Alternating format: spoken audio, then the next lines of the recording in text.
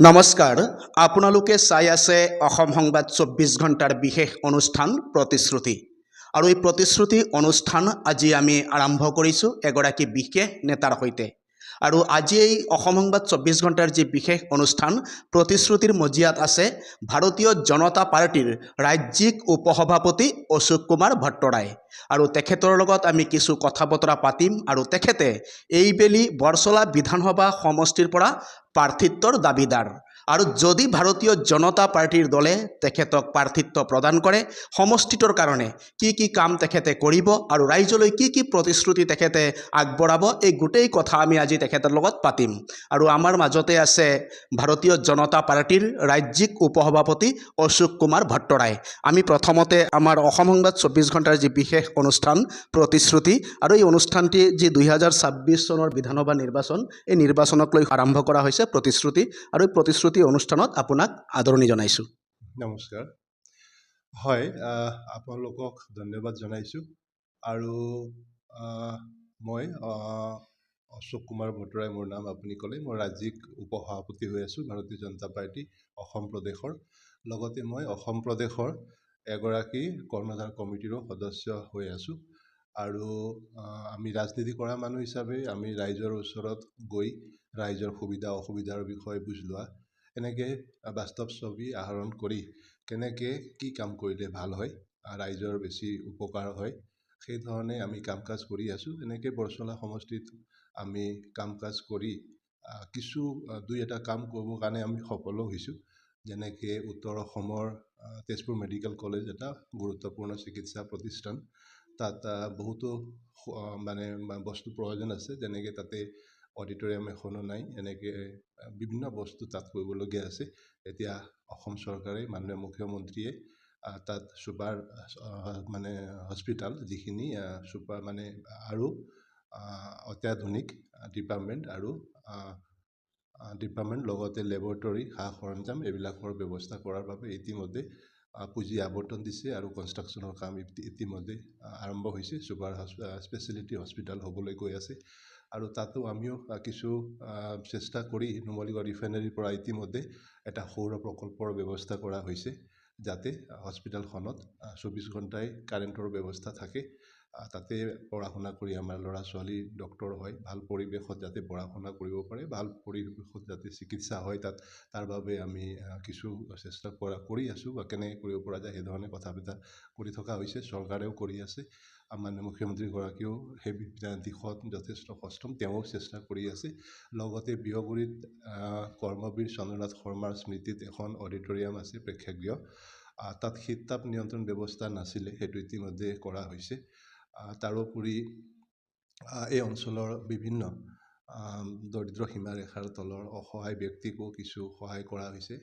দুটামান দুৰ্ভাগ্যজনক ঘটনা আমাৰ এই অঞ্চলত হৈছিলে, আপোনালোকৰ নিশ্চয় মনত আছে। যোৱা বছৰ দুৰ্গা পূজাৰ পিছত লক্ষী পূজাৰ দিনা গৌৰদুবা অঞ্চলত এগৰাকী ছোৱালী ষ্টেজত নাচি থাকোঁতে হঠাৎ পৰি মৃত্যু হৈছিলে। পৰিয়াল বৰ দৰিদ্ৰ পৰিয়াল, গতিকে সেই পৰিয়ালকো আমি মাননীয় মুখ্যমন্ত্ৰীৰ আশীৰ্বাদত অলপ আৰ্থিকভাৱে সহায় কৰিবলৈ আমি সফল হৈছিলোঁ। ঠিক তেনেকৈ ঠেলামাৰা পলিটেকনিকৰ ওচৰত এটা ধানৰ ৰাইচ মিল এটা আছে। তাতে এজন আদিবাসী ল'ৰা, তাতে চামৰা মুৰ্মু বুলি এজন ল'ৰাই তাত চকীদাৰী কাম কৰিছিল, এদিন হঠাৎ মৃত্যু হ'ল। সেই তেখেতকো আমি মাননীয় মুখ্যমন্ত্ৰী মহোদয়ৰ আশীৰ্বাদত অলপ আমি আৰ্থিক সহায় কৰিবলৈ সেই পৰিয়ালকো আমি সক্ষম হৈছোঁ। লগে লগে দুৰাৰোগ্য ৰোগত ভুগি থকা প্ৰায় ২০০ গৰাকীমান ব্যক্তি হ'ব এই বৰছলা অঞ্চলৰ। কোনোবা কেঞ্চাৰ পেচেণ্ট, কোনোবা মানে কিডনী দুইটা বিকল হৈছে, এনেকুৱা ব্যক্তিকো আমি অলপ সহায় কৰিবৰ কাৰণে সফল হৈছোঁ। এই ধৰণে কাম কাজ কৰি থকা হৈছে। আৰু এইটো অঞ্চলত গৰাখহনীয়া সমস্যা আছে, বানপানী সমস্যাও আছে, নিবনুৱা সমস্যাও আছে। আৰু বিভিন্ন দিশত সেই কামবিলাক কৰাৰ কাৰণে আহি থকা দিনত আমি কৰিব লাগিব। আৰু এই অঞ্চলত যথেষ্ট ল'ৰা ছোৱালী বিভিন্ন খেলৰ প্ৰতিও আগ্ৰহী আছে। সেইধৰণে ভাগে ভাগে পৰিকল্পনা কৰি কেনেকৈ সকলো ছেক্টৰত আমি সকলো আগবাঢ়িব পাৰোঁ, সেই দিশত আমি পৰিকল্পনা কৰি তেনেকৈ আমি কাম কৰিব লাগিব। আৰু লগতে এই সমষ্টিত যথেষ্ট চাহ বাগান আৰু আদিবাসী মানুহ আছে, গতিকে তেখেতসকলক চৰকাৰে যিখিনি সুবিধা আগবঢ়াইছে, যেনেকৈ ইঞ্জিনিয়াৰিং কলেজ, মেডিকেল কলেজত শিক্ষাৰ বাবে ৰিজাৰ্ভেশ্যন, চাকৰিত যেনেকৈ 3% ৰিজাৰ্ভেশ্যন, এনেকৈ যিখিনি সা সুবিধা চৰকাৰে আগবঢ়াইছে, সেই সা সুবিধাৰ পৰা মানুহখিনি কেনেকৈ উপকৃত হ'ব তাৰ মানে পৰ্যায়ক্ৰমে পৰিকল্পনা কৰা আৰু এৱাৰনেছ আনা, আৰু কি ধৰণে এই কামখিনি কৰিলে সৰ্বাংগীন বিকাশ হ'ব আৰু সকলো মানুহ, সকলো শ্ৰেণীৰ মানুহ, সকলো জাতিৰ মানুহ কেনেকৈ আগুৱাব পাৰে, সেই দিশত ভৱিষ্যতে পৰিকল্পনা কৰি কামখিনি কৰিব লাগিব। আৰু মোৰ ধাৰণা হয় বৰচলা সমষ্টি এনেকৈ যদি কাম কৰোঁ, নিশ্চিতভাৱে অসমৰে এটা ভাল সমষ্টি হ'ব। এতিয়াও যথেষ্ট কাম হৈছে, মেডিকেল কলেজ ধুনীয়াকৈ ইয়াত চলি আছে, পলিটেকনিক এখন আছে, এখন গভৰ্ণমেণ্ট কলেজ হ'বলৈ গৈ আছে চন্দ্ৰনাথ শৰ্মাৰ স্মৃতিত। এনেকৈ কামখিনি হ'ব। আৰু অলপ কিছু ৰাস্তাৰ সমস্যাও আছে, এনেকৈ ভাগে ভাগে কামবিলাক কৰিব লাগিব। আৰু আমি আশা ৰাখোঁ যি ধৰণে এতিয়া ডক্টৰ হিমন্ত বিশ্ব শৰ্মাৰ নেতৃত্বত, নৰেন্দ্ৰ মোদীজীৰ নেতৃত্বত ভাৰতীয় জনতা পাৰ্টীৰ কেন্দ্ৰীয় চৰকাৰ আৰু অসম চৰকাৰে দ্ৰুত উন্নয়ন কৰি আছে, গতিকে আমিও তেওঁলোকৰ লগত খোজ মিলাই আগুৱাই গ'লে নিশ্চিতভাৱে বৰচলা সমষ্টিও এটা জাকত জিলিকা সমষ্টি হিচাপে গঢ় লৈ উঠিব। হয়, ইতিমধ্যে শুনিলে অশোক কুমাৰ ভট্টৰায়ে আজি বহুত কথাই ক'লে অসম সংবাদ 24 ঘণ্টাৰ আগত। আৰু অসম সংবাদ 24 ঘণ্টাৰ যি বিশেষ অনুষ্ঠান প্ৰতিশ্ৰুতি, এই প্ৰতিশ্ৰুতিৰ মাজতে আছে আজি অশোক কুমাৰ ভট্টৰাই। আমি তেখেতৰ পৰা আৰু কিছু কথা জনাৰ চেষ্টা কৰিম, যিহেতু তেখেতে 66 নং বৰচলা বিধানসভা সমষ্টিত এই বছৰ ভাৰতীয় জনতা পাৰ্টীৰ প্ৰাৰ্থিত্বৰ দাবীদাৰ, আৰু ইতিমধ্যে তেখেতে প্ৰাৰ্থিত্বৰ কাৰণে আবেদনো কৰিছে। এই সন্দৰ্ভতো কথা পাতিম। 66 নং বৰচলা বিধানসভা সমষ্টিৰ কাৰণে এইবেলি আপুনি প্ৰাৰ্থিত্বৰ দাবীদাৰ হৈ ইতিমধ্যে আবেদন দাখিল কৰিছে, এই ক্ষেত্ৰত কি ক'ব? স্বাভাৱিকতে আমি ৰাজনীতি কৰা মানুহ হিচাপে আমি নিৰ্বাচন অৱতীৰ্ণ হোৱা সকলোৰে ইচ্ছা থাকে, আৰু মোৰো ব্যতিক্ৰম নহয়। ইলেকশ্যন আহি আছে, বিধানসভা নিৰ্বাচন আহি আছে, সিদ্ধান্ত পাৰ্টীয়ে ল'ব। এতিয়ালৈকে কোড অফ কণ্ডাক্ট অহা নাই, অধিসূচনা জাৰি হোৱা নাই, এতিয়ালৈকে আমাৰ দলৰ নিৰ্বাচনী কমিটিৰ সভাও অনুষ্ঠিত হোৱা নাই। পৰৱৰ্তী সময়ত আমাৰ দলে যি সিদ্ধান্ত ল'ব সেই ধৰণে আমি আগুৱাম। সদ্যহতে আমি যি আমাৰ ফালৰ পৰা যি কৰিবলগীয়া কাম আছে, সাংগঠনিক শক্তিশালী কামখিনি শক্তিশালী কৰা, লগতে বিভিন্ন অঞ্চলৰ বাস্তৱ ছবি আহৰণ কৰা, ৰাইজৰ লগত সুবিধা অসুবিধাৰ বিষয়ে বুজ লোৱা, এই ধৰণৰ প্ৰচেষ্টাখিনি আমি কৰি গৈ আছোঁ। আৰু পৰৱৰ্তী সময়ত আমাৰ দলে যেনেকৈ সিদ্ধান্ত ল'ব সেই ধৰণে আমি আগুৱাই যাম। যদি দলে অশোক কুমাৰ ভট্টৰায়ক প্ৰাৰ্থিত্ব হিচাপে ইয়াত প্ৰক্ষেপ কৰে, প্ৰাৰ্থী হিচাপে এই বৰচলা বিধানসভা সমষ্টিত, তেতিয়াহ'লে যিসমূহ ধৰক ৰাইজৰ উন্নয়নৰ কাম কাজ, তাৰ ভিতৰত আপোনাৰ প্ৰধান লক্ষ্য কি হ'ব? মই ইতিমধ্যে ক'লোৱেই, গৰাখহনীয়া হেৰিত আছে, সমস্যা আছে, অলপ কিছু অঞ্চলত বানপানী সমস্যাও আছে, নিবনুৱা সমস্যা বা বিভিন্ন ক্ষেত্ৰত, ক্ৰীড়া হওক, বিভিন্ন ক্ষেত্ৰত, সাংস্কৃতিক ক্ষেত্ৰত কেনেকৈ মানুহখিনি আমি আগুৱাব পাৰোঁ। ইয়াত যথেষ্ট সাংস্কৃতিবান মানুহ আছে, ক্ৰীড়াতো যথেষ্ট ক্ৰীড়াবিদ আছে বা সংগঠক আছে, কেনেকৈ আমি পৰিকল্পিতভাৱে আগুৱাই সফল হ'ব পাৰোঁ, সেই দিশত আমি কৰিবলগীয়া যথেষ্ট কাম আছে, সেইখিনি আমি পৰ্যায়ক্ৰমে আমি কৰিব লাগিব।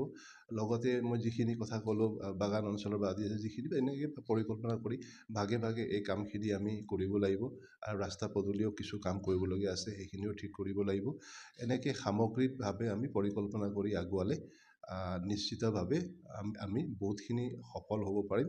আৰু বৰচলা সমষ্টি অসমৰ ভিতৰতে এটা জাকত জিলিকা সমষ্টি হৈ পৰিব, তাৰ কোনো সন্দেহ নাই।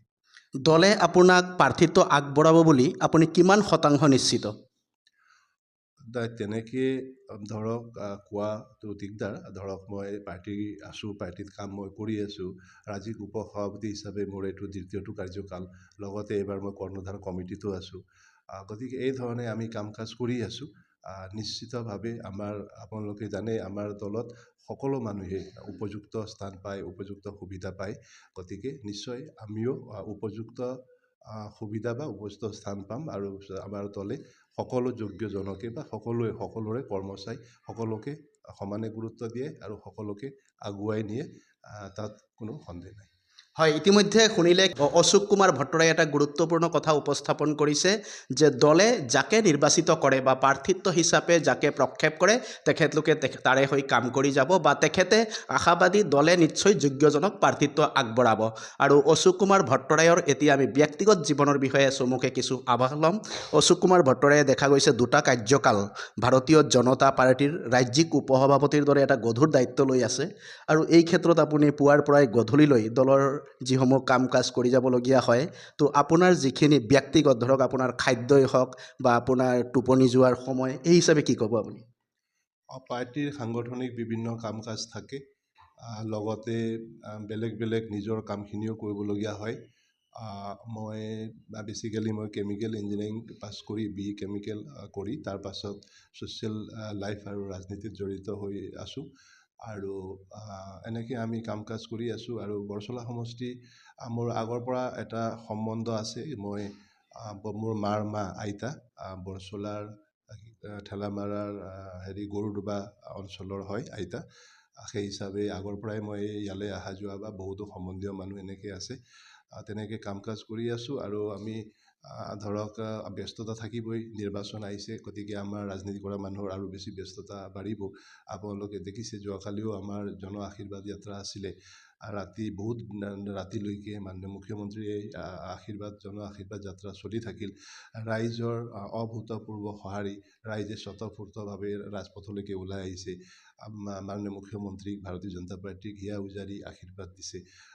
অহাকালি গহপুৰ আৰু বিহপুৰীয়াত এই যাত্ৰা হ'ব, মই তাৰ দায়িত্বত আছোঁ। এতিয়া মই অলপ পিছতে মই তালৈ যাব লাগিব, আজি তাতে থাকিম। অহাকালি এই যাত্ৰা সফল হোৱাৰ পাছত পৰহি মানে মই আকৌ বৰচলালৈকে আহিম।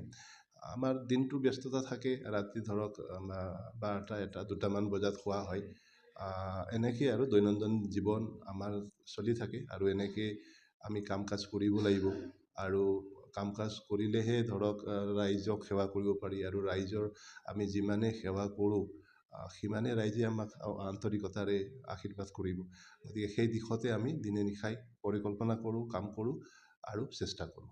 আপুনি খাদ্যৰ ভিতৰত কি খাদ্য খাই বেছি ভাল পায়? প্ৰায় আমাৰ আমি থলুৱা খাদ্যই খাওঁ, মানে আমি যেনেকৈ ভাত, দালি, চব্জি এই ধৰণে খোৱা হয়। দৈ গাখীৰ অলপ খোৱা হয়, কেতিয়াবা মাছ মাংসও খোৱা হয়। কিন্তু মাছ মাংস খোৱাটো বহুত কমি যায় আমাৰ দৌৰা দৌৰিৰ সময়। যধে মধে য'ত ত'ত হোটেলতো খাদ্য খাই দিলে আকৌ মানে স্বাস্থ্যটো ভাল হৈ নাথাকে। সেইকাৰণে প্ৰায় সৰহখিনি সময় নিৰামিষ খানাই খাই থকা হয়। হয়, ইতিমধ্যে অশোক কুমাৰ ভট্টৰায়ে এটা গুৰুত্বপূৰ্ণ কথা জনাইছে যে খাদ্য যদি ঠিক নাথাকে, খাদ্য যদি পৰিষ্কাৰ পৰিচ্ছন্নতা বা সময় উপযোগী নহয়, তেতিয়াহ'লে শাৰীৰিক অসুস্থতা হ'ব পাৰে। আৰু তেখেতে যিহেতু গোটেই দিন দৌৰি ফুৰিব লাগে দলৰ কামত, সেইকাৰণে তেখেতে খাদ্যৰ যি নিয়মাৱলী, সম্পূৰ্ণ নিয়মাৱলীৰ মাধ্যমেৰে খাদ্য গ্ৰহণ কৰে, আহাৰ গ্ৰহণ কৰে। আৰু আজি আমি কথা বতৰা পাতিলোঁ অশোক কুমাৰ ভট্টৰায়ৰ সৈতে, আৰু আমাৰ এয়া আছিলে অসম সংবাদ 24 ঘণ্টাৰ নিৰ্বাচন কেন্দ্ৰিক বিশেষ অনুষ্ঠান প্ৰতিশ্ৰুতি। আৰু আজি প্ৰতিশ্ৰুতিৰ অনুষ্ঠানত আছিলে অশোক কুমাৰ ভট্টৰায়, আৰু অশোক কুমাৰ ভট্টৰায়ৰ পৰা আমি এতিয়া বিদায় ল'ম। ইয়াৰ পূৰ্বে আমি অশোক কুমাৰ ভট্টৰায়ৰ পৰা ৰাইজক উদ্দেশ্যি কিছু কথা জনাৰ চেষ্টা কৰিম। ৰাইজক উদ্দেশ্যি কি ক'ব, যিহেতু আমি অনুষ্ঠানটো সামৰিম? আমি সকলো ৰাইজক আমি অনুৰোধ জনাম, যি ধৰণে অসমখন আজি দ্ৰুত উন্নয়ন হৈ আছে, চাৰিওপিনে ৰাস্তা পদূলি, ঔদ্যোগিকৰণৰ ক্ষেত্ৰতো যি ধৰণৰ কাম হৈ আছে, ছেমি কণ্ডাক্টৰৰ পৰা আৰম্ভ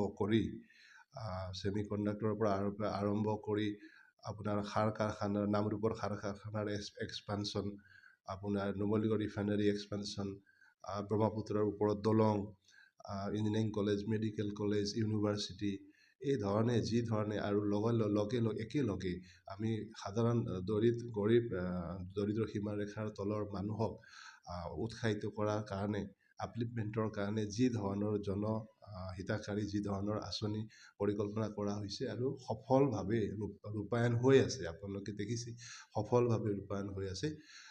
আৰু একেলগে আমি থলুৱা মানুহ, ভাৰতীয় মানুহৰ সুৰক্ষাৰ কাৰণেও এই দলে আপ্ৰাণ চেষ্টা কৰিছে, ভালকৈ যুঁজি গৈছে আৰু সকলোকে সুৰক্ষিত কৰি ৰখাৰ কাৰণে আন্তৰিকতাৰে কাম কৰি গৈছে। এই গোটেই কথাখিনি আমাৰ অসমৰ ৰাইজে বুজিছে, হৃদয়ংগম কৰিছে আৰু তেওঁলোকে সেই ধৰণে ভাৰতীয় জনতা পাৰ্টীক হিয়া উজাৰি আশীৰ্বাদ কৰিছে আৰু তেওঁলোকে আগলৈও এনেকৈ আমাক আশীৰ্বাদ কৰিব আৰু অহা বিধানসভা নিৰ্বাচনত নিশ্চিতভাৱে আমি ৰাইজৰ আশীৰ্বাদত আমি ভালকৈ 2/3 বহুমতেৰে অসমত এখন শক্তিশালী চৰকাৰ আমি গঠন কৰিবলৈ গৈ আছোঁ। ৰাইজে আমাক আশীৰ্বাদ নিশ্চিতভাৱে কৰিব আৰু অসমখন শক্তিশালী হ'ব, অসমখন বিকশিত ৰাজ্য হিচাপে বিকশিত ভাৰতত প্ৰতিষ্ঠা লাভ কৰিব।